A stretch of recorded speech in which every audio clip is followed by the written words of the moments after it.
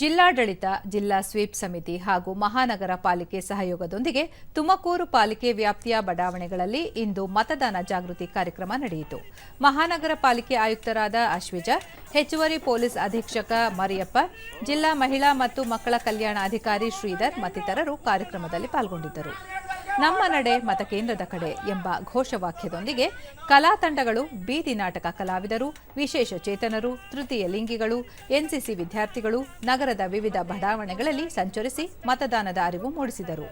ಬಳಿಕ ದೂರದರ್ಶನದೊಂದಿಗೆ ಮಹಾನಗರ ಪಾಲಿಕೆ ಆಯುಕ್ತರಾದ ಅಶ್ವಿಜಾ, ಎಲ್ಲಾ ವಾರ್ಡ್ಗಳಲ್ಲಿ ಮತದಾನದ ದಿನದವರೆಗೂ ಜಾಗೃತಿ ಮೂಡಿಸಲಿದ್ದು, ಮೊದಲ ಬಾರಿಗೆ ಮತ ಚಲಾಯಿಸುವ ಪ್ರಜೆಗಳಿಗೆ ಮತ ಚಲಾವಣೆ ಬಳಿಕ ಮತಕೇಂದ್ರದಲ್ಲಿ ಸಸಿ ನೆಡುವ ಕಾರ್ಯ ಹಮ್ಮಿಕೊಂಡಿರುವುದಾಗಿ ತಿಳಿಸಿದರು.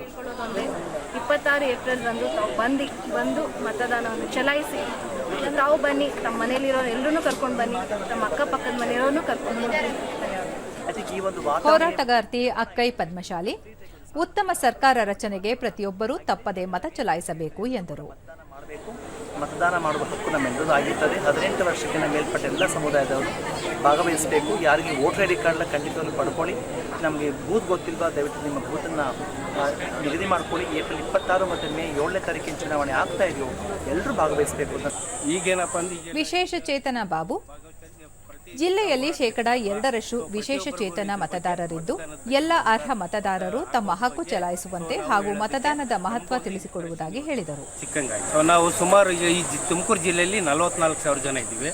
ತುಮಕೂರು ನಗರದಲ್ಲಿ 2,000 ಜನ ಇದ್ದೀವಿ. ಅಂದ್ರೆ ಒಂದೊಂದು ತಾಲೂಕಲ್ಲಿ ಒಂದು 3ರಿಂದ 4,000 ಜನ ಅನ್ನೋ ಥರ.